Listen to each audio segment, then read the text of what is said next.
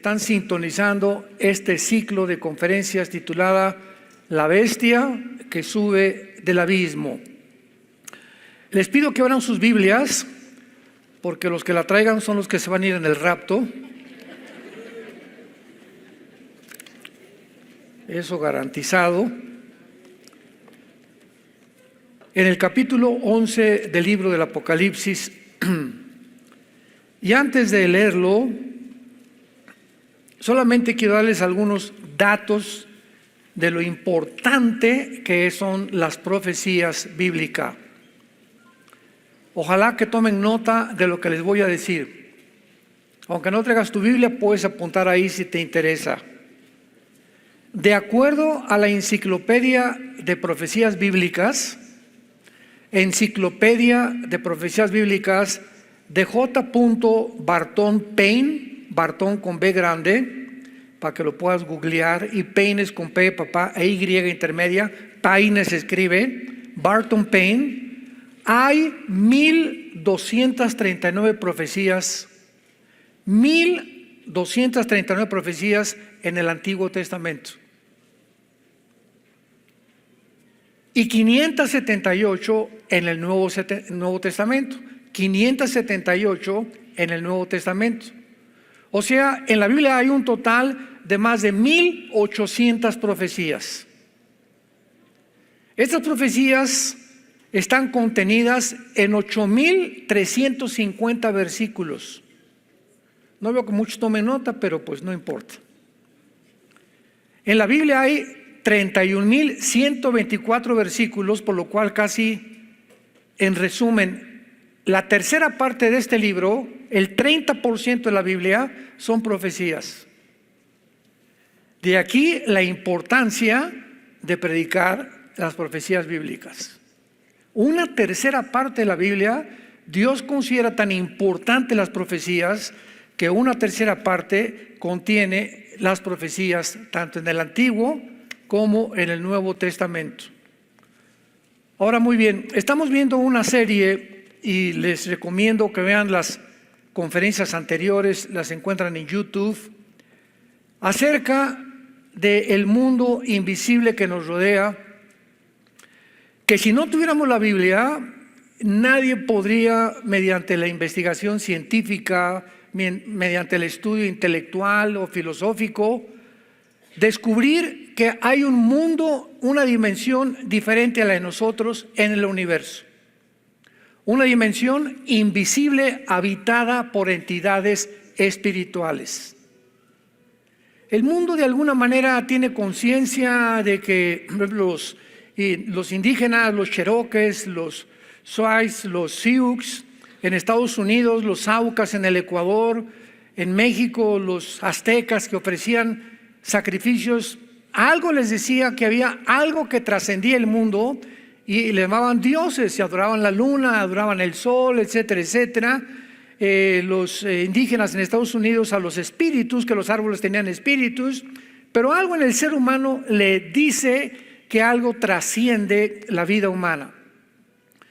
Y la Biblia nos abre completamente el conocimiento de la dimensión espiritual, diciéndonos que esa dimensión que existe a nuestro alrededor, invisible, es primero que la dimensión que tú y yo estamos viviendo. ¿Por qué? Porque fue anterior a nosotros. Dice en Hebreos capítulo 11, versículo 1 y 2, que las cosas que no se ven a través de la fe, y que las cosas que no se ven son más claras y más reales que las que se ven. Ahora, muy bien, para poder comprender este mundo alrededor invisible, la Biblia nos muestra que existen serafines, querubines y ángeles. Los querubines es el rango más elevado que hay en el mundo espiritual, y Lucifer, que es el llamado Satanás. La palabra Satanás no es un nombre propio, es un título. Satanás significa adversario, viene de Satán, hebreo, que significa enemigo.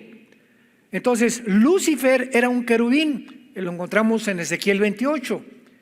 Y como el querubín está relacionado con la adoración de Dios, acordémonos que cuando Dios le dio instrucciones a Moisés de construir el arca, ¿se acuerdan? Hizo 2 querubines arriba del propiciatorio, uno y el otro con sus alas, mirando la sangre que era derramada por el sumo sacerdote una vez al año. Todos los querubines están representados bajo la santidad, representan la santidad de Dios. Vemos también los querubines cuando Adán y Eva fueron sacados del huerto del Edén.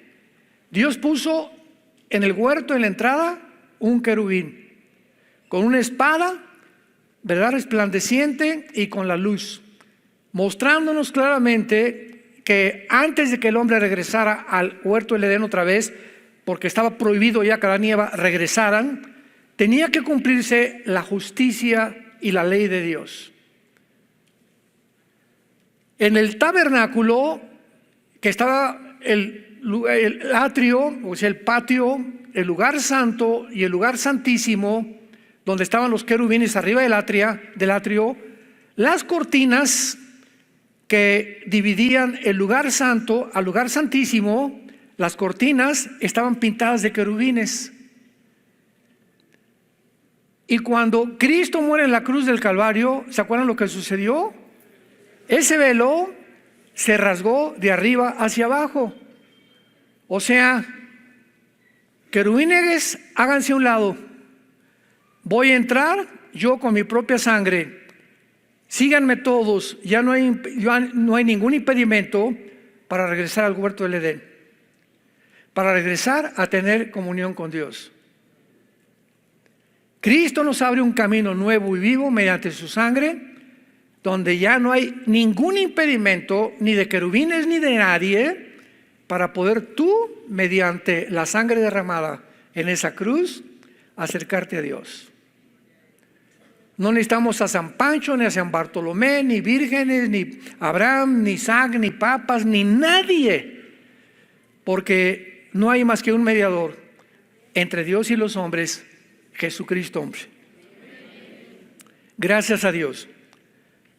Ahora, muy bien, Dios nos sigue revelando a través de la Biblia, y mientras más nos acercamos al final de la historia, dice la Biblia que la vida del justo es como la aurora. Tu vida puede ser una vida en la que caminas con Dios y te desconectas de la Biblia, que es la fuente de energía. Como ahora, yo no entiendo cómo alguien puede venir sin Biblia a la iglesia. Te desconectas de la Biblia y en ese momento te paras, se detiene tu camino.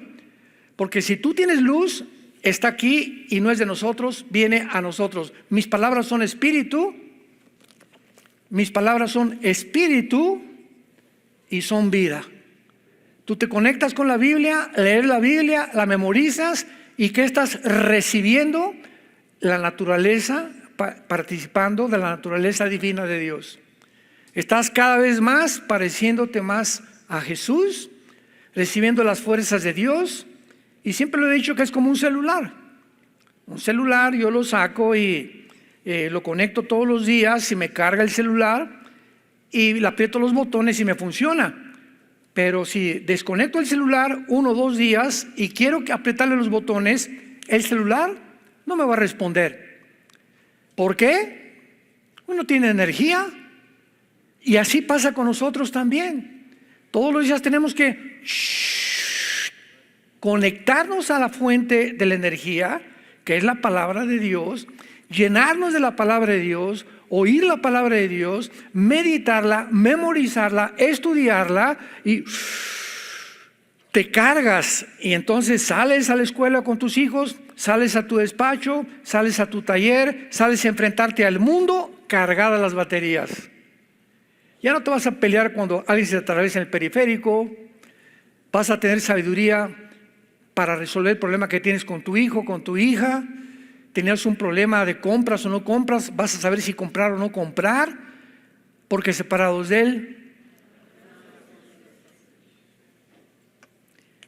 ¿De veras lo crees? Y cuando nos separamos de la Biblia, nos separamos de Jesús. Porque Él es la palabra hecha carne. En el principio era el verbo era Dios y el verbo era con Dios. Y vimos aquel hombre que se hizo, aquel Dios que se hizo carne y habitó entre nosotros como el unigénito Hijo de Dios. Y se hizo carne para, o sea, la palabra se hizo carne, el verbo se hizo carne. Entonces la palabra de Dios, ¿verdad? Jesús es la palabra encarnada de Dios. Y por eso dice en 2 de Pedro que cuando leemos la Biblia participamos de la naturaleza divina de Dios. Cuando tú realmente crees eso y lo has asimilado, vas a tener una Biblia en tu coche, en el baño de tu casa, en tu garage, una chiquita cuando viajes. Vas a adquirir el bendito hábito de no separarte de la palabra de Dios. Muy bien, en este pasaje que estamos estudiando en Apocalipsis 11, estamos analizando algo bastante profundo y mucho más comprensible en la época que vivimos. La Biblia nos muestra que desde tiempos antiguos, todos los imperios asirio, Egipto, Babilonia, Medo-Persa, Grecia y romano, detrás de los faraones, de los césares, de los gobernantes, se encuentran entidades espirituales llamadas ángeles caídos. Pablo le llama en Efesios 6:12 principados. No tenemos lucha contra sangre de carne, sino contra principados. O sea, príncipes de Satanás, de Lucifer. Y cuando venimos al Nuevo Testamento, descubrimos que en el Antiguo Testamento, en el libro de Daniel principalmente, se le llamaba a los imperios bestias. Y dice Daniel capítulo 7, y vi 2 bestias, o vi 4 bestias que se enfrentaron, una como un león, una como un oso, una como un leopardo, representando la palabra bestia, representando al imperio. Pero vamos a entender ahora con más claridad en el Nuevo Testamento que realmente cuando la Biblia decía en el libro de Daniel y en el Antiguo Testamento, vi una bestia, no se refiere al imperio, sino al ángel caído, al principado que se encontraba detrás de Babilonia, detrás de Grecia, detrás de Alejandro el Magno, detrás de Nabucodonosor, detrás de Adolfo Hitler, detrás de José Stalin, detrás de Saddam Hussein, detrás de todos estos hombres que de alguna manera han manifestado una conducta contraria o antidios. Porque por eso se llama anticristo. Hay muchos anticristos, o sea, cualquier persona en contra de Cristo, en contra de Dios, tiene el espíritu del anticristo. Aunque va a haber un anticristo visible, terrenal, real, en una persona, como lo vamos a ir viendo. Entonces vemos en Apocalipsis 11 a 2 testigos que posiblemente sean Elías. No hay ninguna duda que va a ser Elías uno de ellos, porque en Malaquías, el último libro del Antiguo Testamento, dice Elías vendrá antes del día del Señor, o sea, antes de la tribulación, y volverá a los corazones de los padres hacia los hijos y de los hijos hacia los padres. Cuando vino Juan el Bautista le preguntaron: ¿eres tú Elías? Dijo: no, yo no soy. Y Jesús aclaró: yo tampoco soy Elías, pero viene Elías, demostrando de una forma indubitable que vendría físicamente otra vez Elías, porque es uno de los hombres en el Antiguo Testamento que no murió. ¿Acuerdan? Primero de Reyes, que fue arrebatado por una carroza llena de ángeles. Y el otro hombre se debate entre Moisés y Enoc, porque Enoc es el segundo hombre, Génesis 5, que no murió tampoco. O sea, en el Antiguo Testamento hay 2 hombres, 2 personas, 2 seres humanos que no murieron como nosotros. Si nos vamos en el rapto, no vamos a morir. Vamos a ser transformados inmediatamente para estar con Jesús en el aire. Entonces, estos 2 hombres, Enoc y Elías, no murieron. Por eso se cree también que sea Enoc. Muy bien, quien quiera que sea, veamos cuál es el asunto que tenemos que desarrollar. Versículo 7. Está hablando de los 2 testigos. Apocalipsis 11:7. cuando hayan acabado su testimonio, la bestia que sube del abismo hará guerra contra ellos y los vencerá y los matará. Veamos ahora en Apocalipsis 17 con más claridad, más información acerca de esta entidad misteriosa, interesante que le dicen la bestia.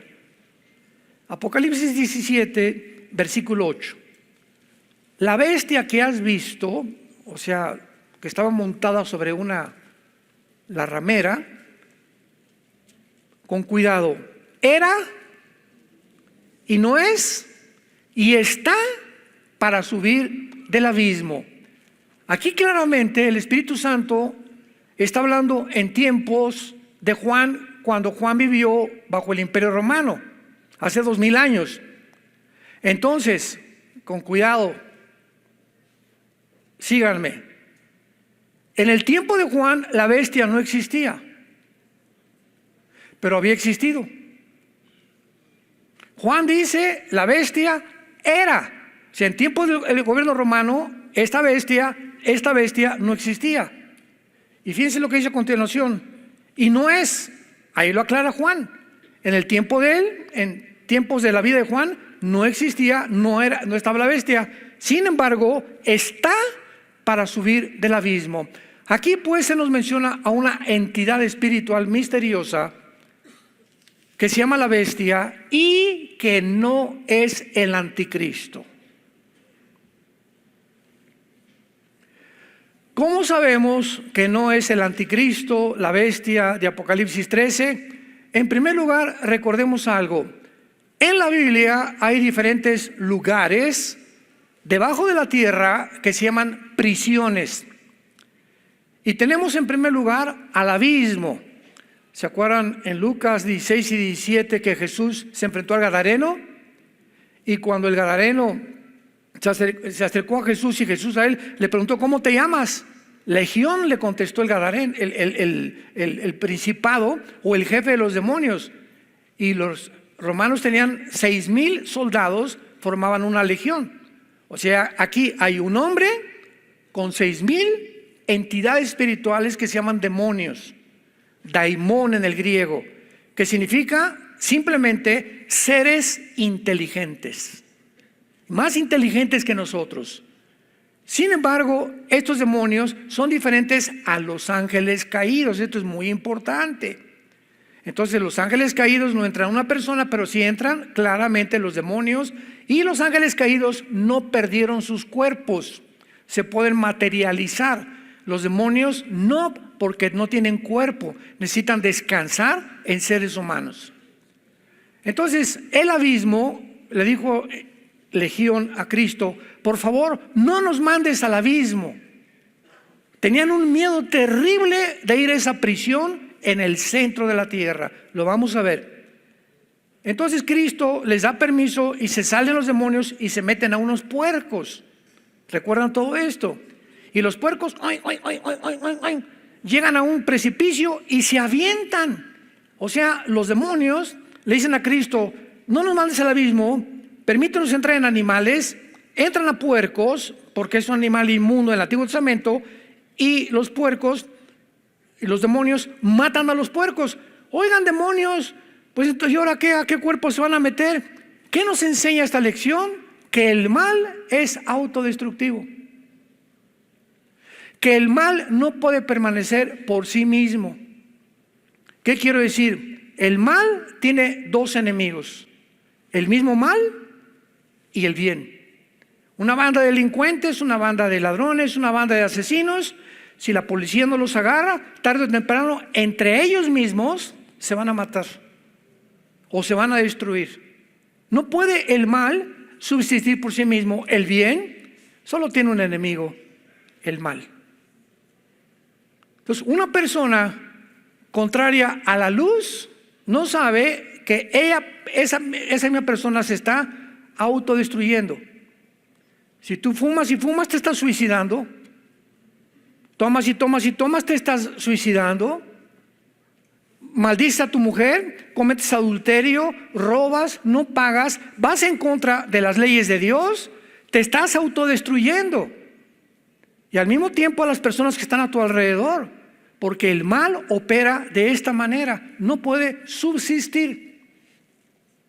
El bien tiene que subsistir porque estamos como una planta debajo del sol, tenemos aire, tenemos oxígeno, tenemos tierra, y el camino del justo es como la aurora, va en aumento, el cristiano va aumentando, creciendo, creciendo, creciendo cada vez más, dando fruto, cada vez más paz, más esperanza. ¿Por qué? Porque está puesto, arraigado y cimentado en la raíz que es Jesucristo.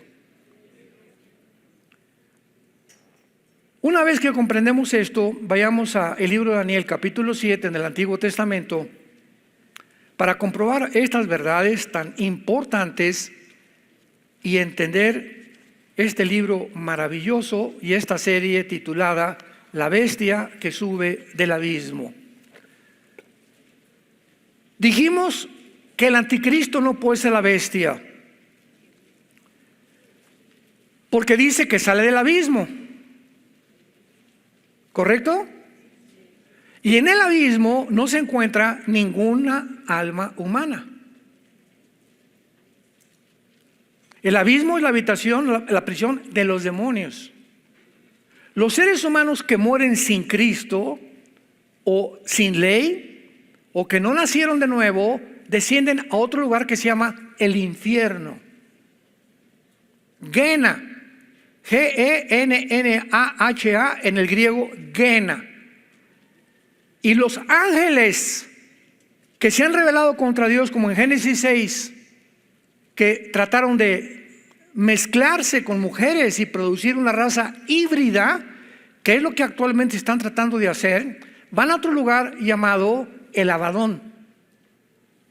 Entonces hay el abismo, el infierno para los seres humanos y el Abadón para los ángeles. Esto es importante para los estudiantes de la Biblia. Entonces, si la bestia va a subir del abismo, pues no puede ser un ser humano, porque contradice la Biblia misma. En Hebreos 9:27 está establecido que muramos una sola vez y después el juicio. En otras palabras, no hay reencarnación. Si el anticristo sube del abismo y ya murió y vuelve a aparecer y vuelve a morir, entonces tendría dos muertes.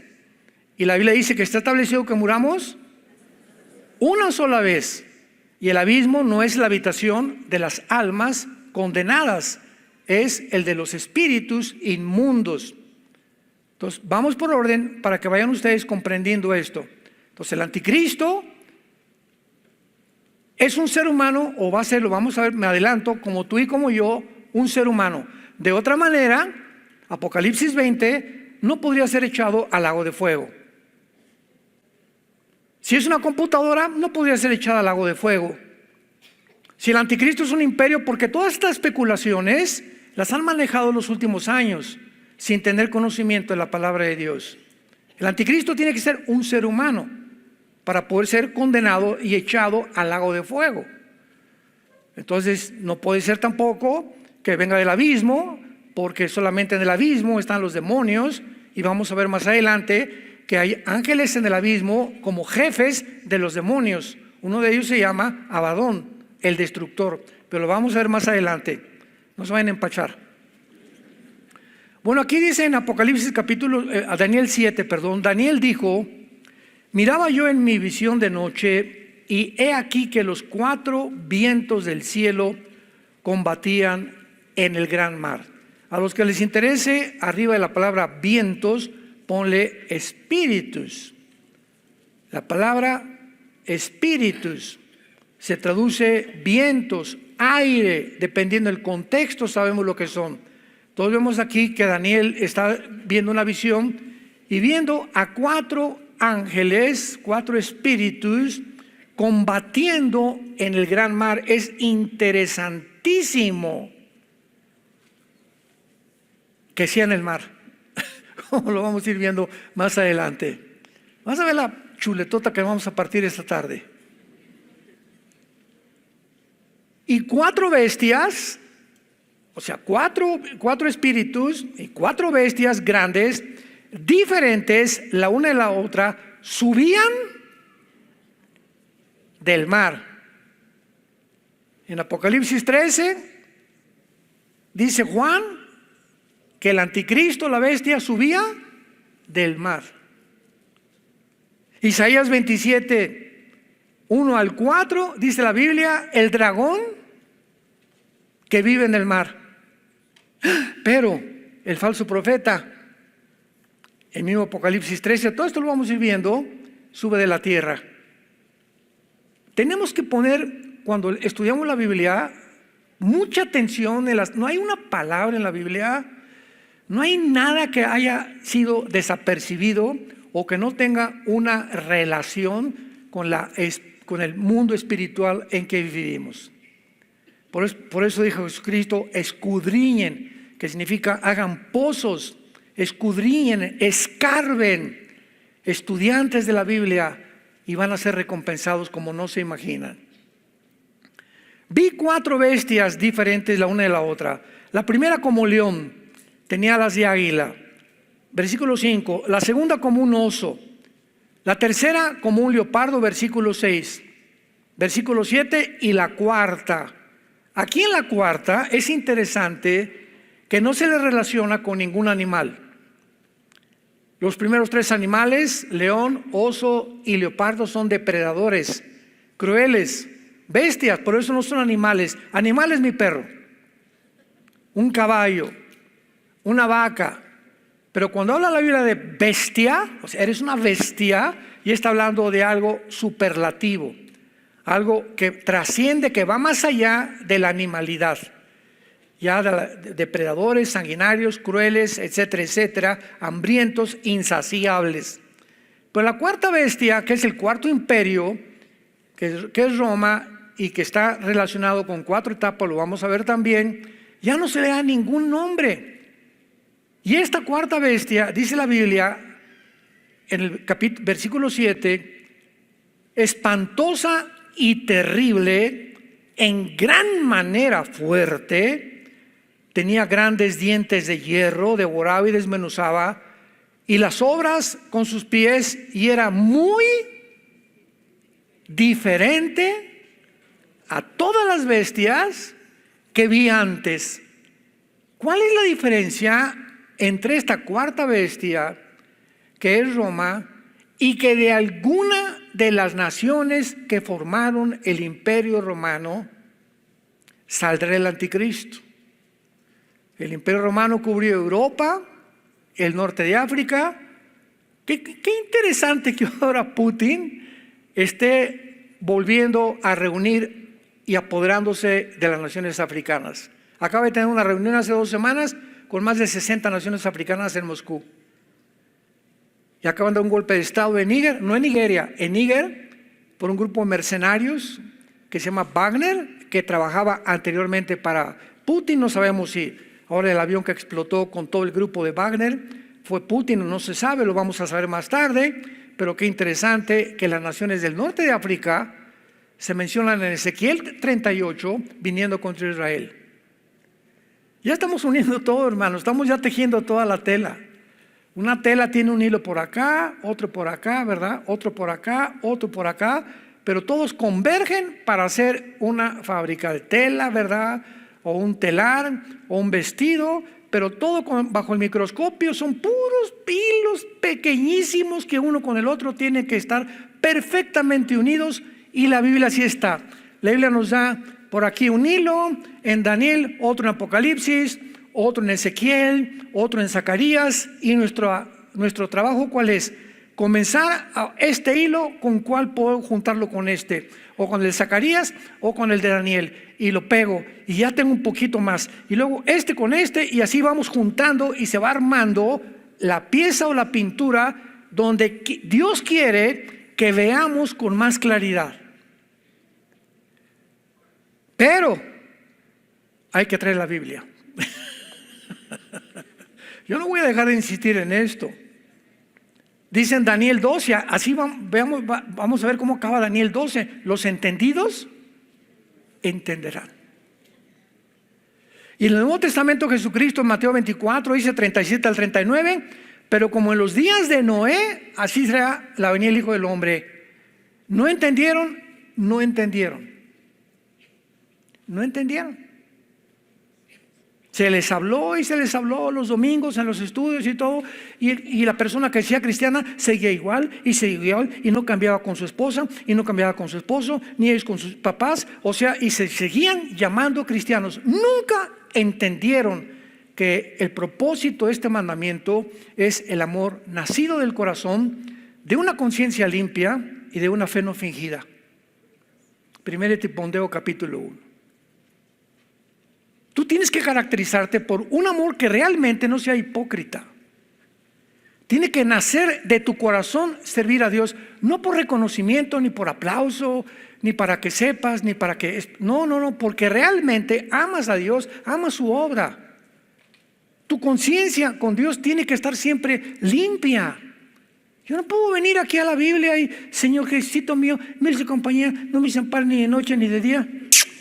Y no le pidió perdón a mi esposa. O a mi compadre le debo hace 3 años un dinero que ni le he abonado siquiera, ni hay interés en mí de pagar esa deuda. Vengo a la iglesia y todavía tengo pornografía en la llanta de refacción de mi carro. Ahí revisen, señoras.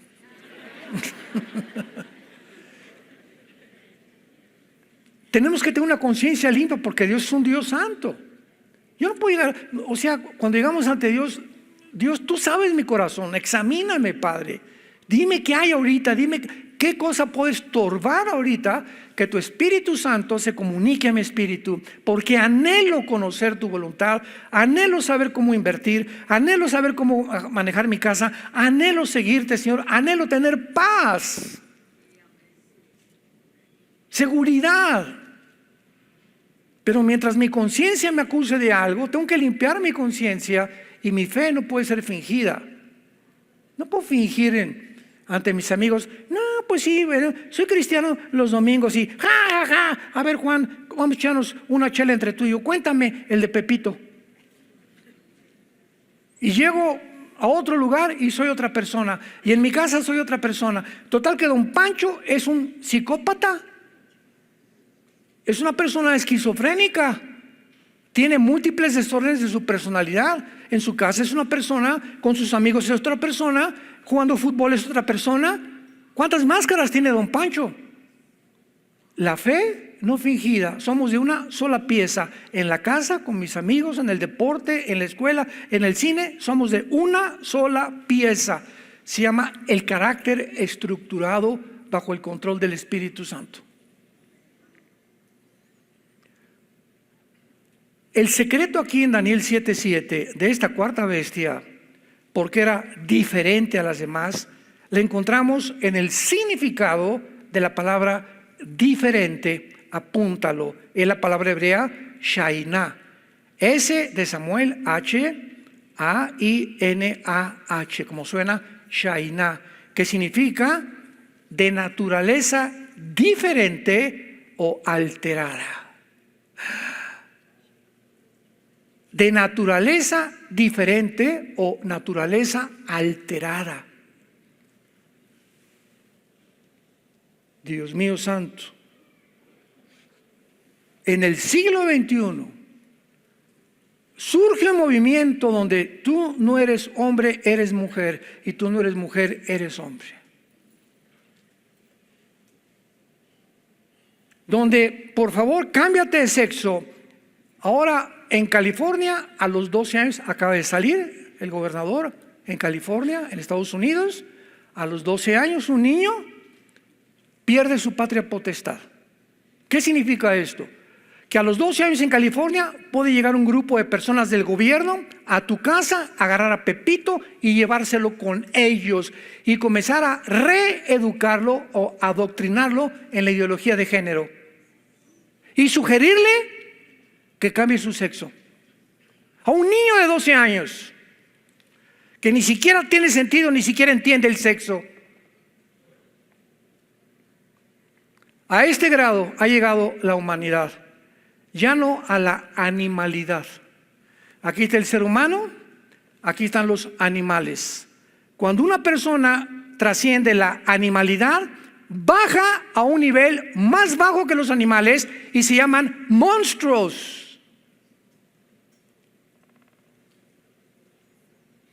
Y la época en que estamos viviendo ha comenzado a llenarse de monstruos,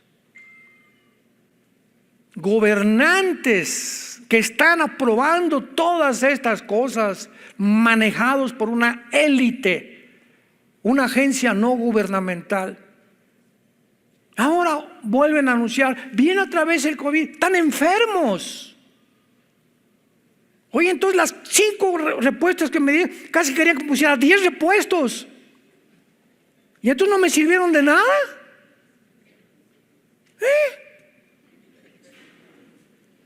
Usa un poquito la mente.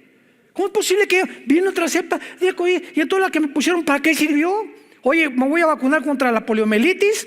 ¿Por qué? Para que no me ataque la poliomielitis. Pero si a los 6 meses me da la poliomielitis, oiga, la vacuna que me puso, ¿qué me puso? ¿Me engañó usted, médico?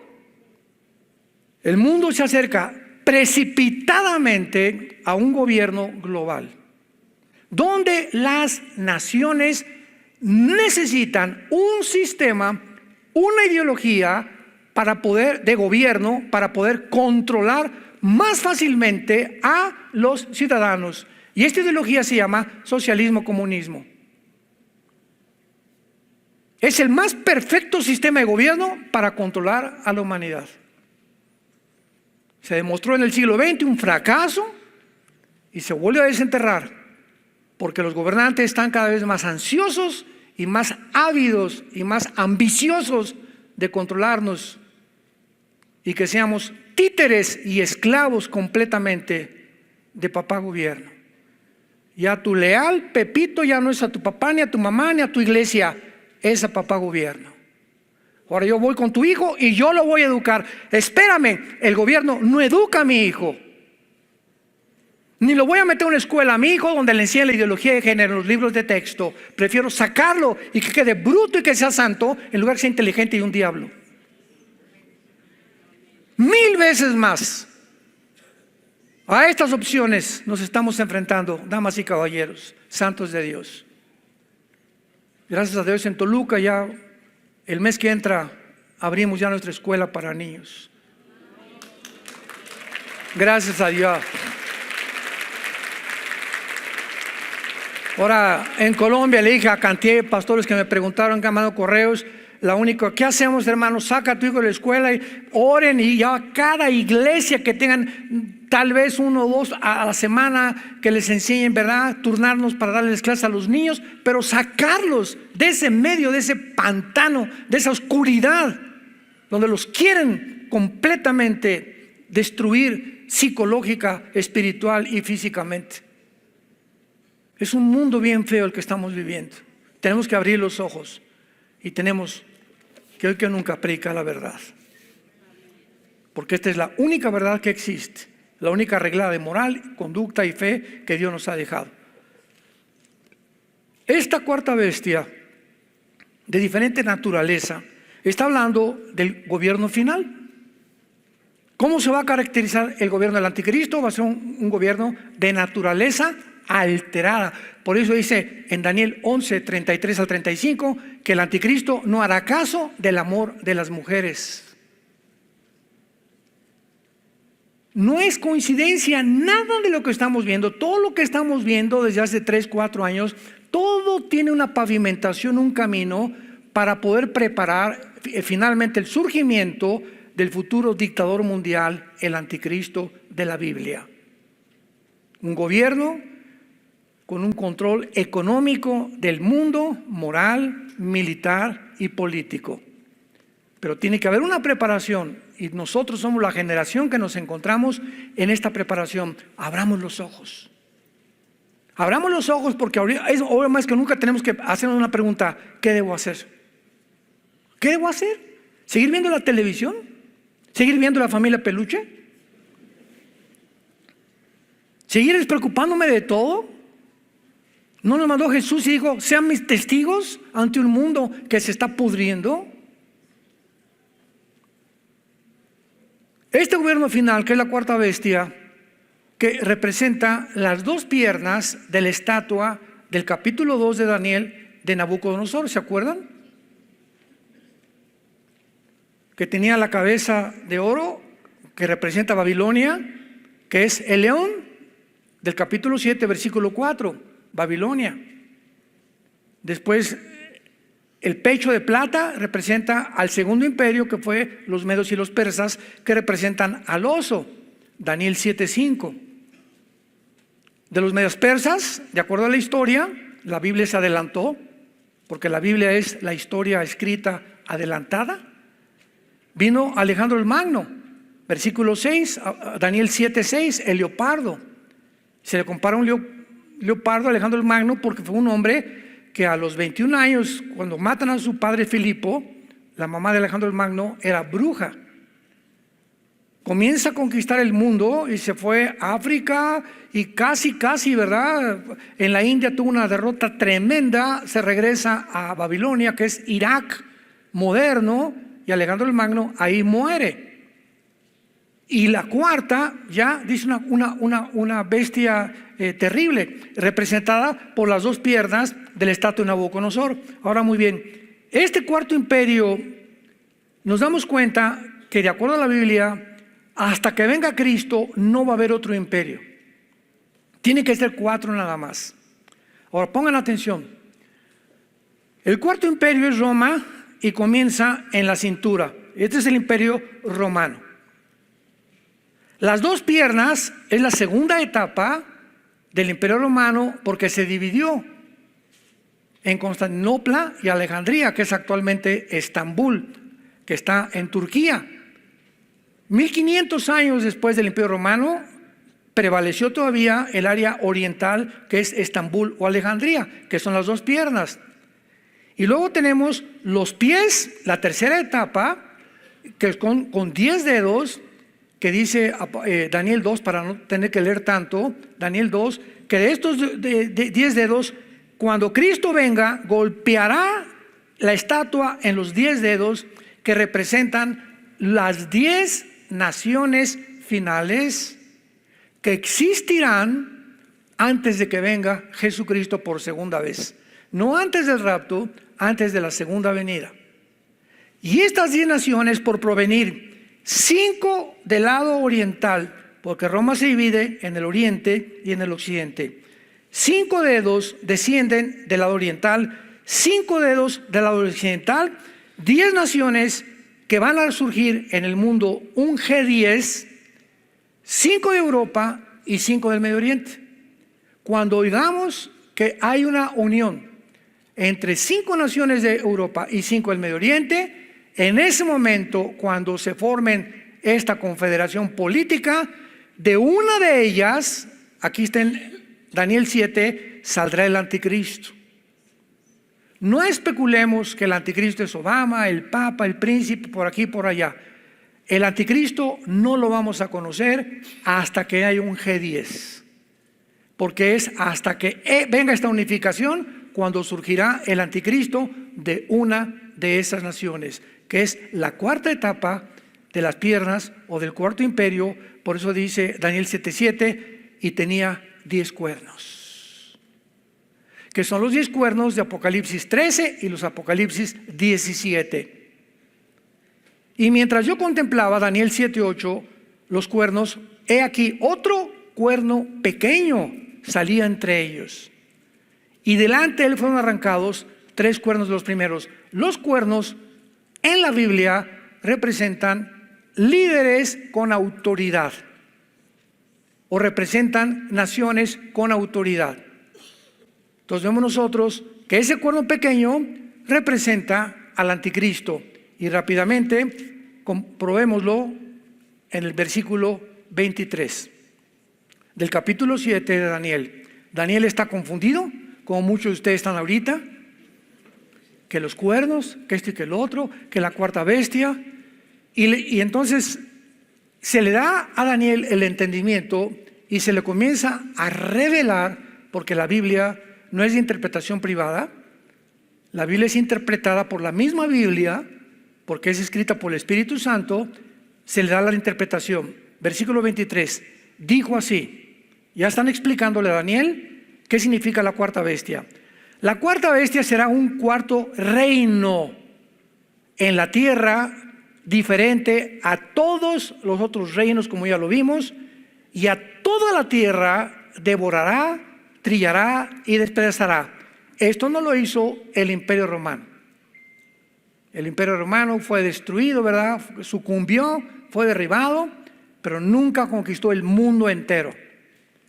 Y los 10 cuernos significan que de aquel reino, o sea, ¿de cuál reino? Del cuarto reino, el Imperio Romano, el antiguo Imperio Romano, se levantarán 10 reyes, que son los 10 dedos de la estatua del capítulo 2, que es la estatua de Nabucodonosor.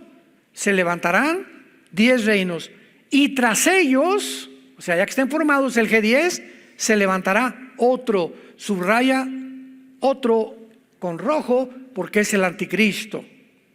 Ya que estén formados los 10, se levantará otro, el cual será diferente a los primeros, y a 3 reyes derribará. Y hablará palabras contra el Altísimo, y a los santos del Altísimo quebrantará.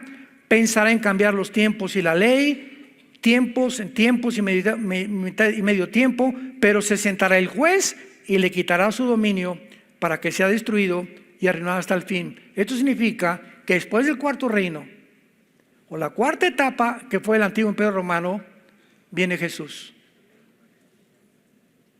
Se sentará el juez cuando estas 10 naciones, guías por el anticristo, que están en Apocalipsis 17, lo vamos a ver.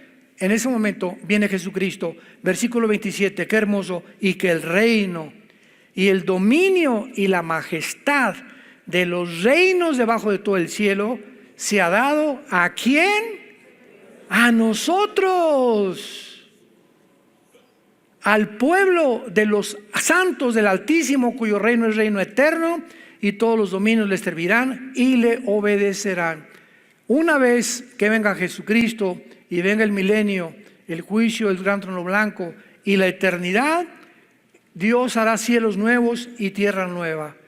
Y serán no los ángeles, no los querubines, no los serafines, seremos tú y yo, que fuimos creados a la imagen y semejanza de Dios, por lo cual esta vida temporal que estamos atravesando en un planeta que está ocupado por el enemigo ahorita, y donde estamos nada más en tránsito, estamos atravesando por este planeta, era necesario que Dios nos pusiera en este planeta, porque lo que se nos va a dar va a ser muchísimo más que lo que sufrimos. Y estando conscientes, dice el apóstol Pablo en Romanos, que los sufrimientos que estamos ahorita teniendo no son comparables con la gloria que nos espera. Cuando estemos ahí,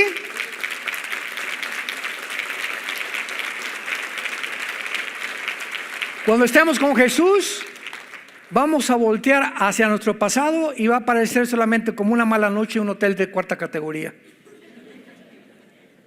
Como una pesadilla que tuvimos y ya. No habrá nada absolutamente que pueda lastimarnos, ni enfermarnos, ni tampoco volver a morir. Y ahí comprenderemos claramente que valió la pena. En este poco tiempo que tenemos, estamos en un campo de entrenamiento, amados santos de Dios. Estamos en un campo de entrenamiento, siendo preparados para la otra vida. Por eso Jesús dijo, ¿de qué le sirve al hombre ganar el mundo si pierde su alma? Tú puedes ganar ahorita todo lo que quieras, pero no solamente ahorita vas a sufrir aquí y en la otra vida, en el infierno, que arde con fuego y con azufre. Nunca cesará tu sufrimiento, pero tú que atravesaste y sufriste por causa de Cristo y fuiste una persona santa, honesta, sincera, con una conciencia limpia, con una fe no fingida, no te imaginas las glorias que se han de manifestar, y oirás la voz que diga, entra bendito de mi Padre, entra bendita de mi Padre al reino preparado para todos ustedes que me siguieron hasta la muerte. Te damos las gracias, Señor.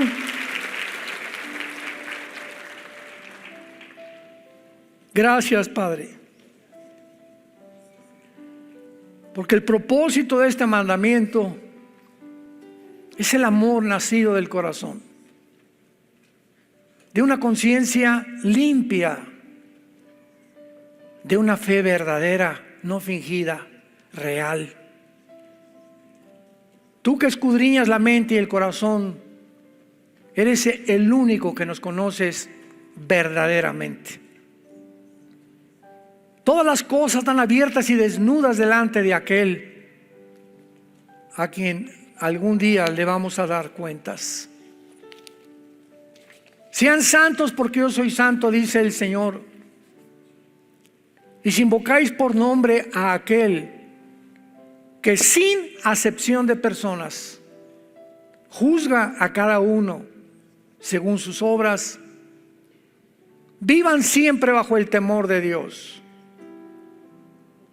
durante toda vuestra peregrinación. Somos peregrinos nada más. No somos de este mundo ni pertenecemos a este mundo. Estamos aquí de paso, siendo entrenados, conociendo a aquel que en esa cruz abrió sus manos y dio su vida porque sabía el gozo que le iba a esperar después de la cruz. Él menospreció lo que Satanás le ofreció, el mundo, la gloria, los placeres, el dinero, porque sabía muy bien que después de su muerte vendría su glorificación. Gracias, Jesús, por tan grande amor en la cruz, el mismo amor que ahora Dios en este momento te ofrece y te pide que te arrepientas de tus pecados. Arrepiéntete de tu vida en este momento. Por las misericordias de Dios, ya no sigas en el camino que estás caminando.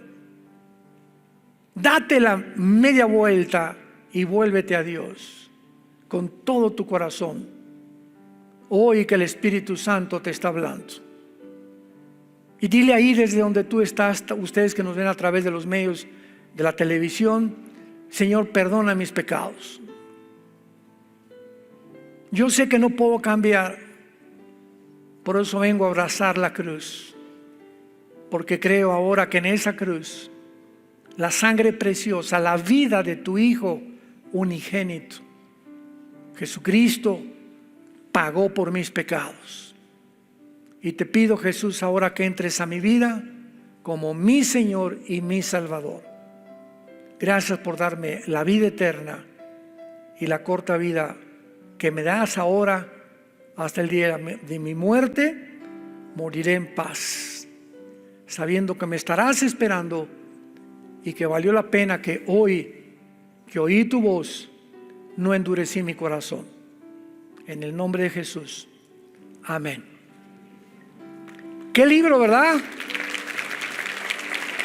La Santa Biblia, el único libro, la única luz, la única antorcha que tenemos en tanta oscuridad.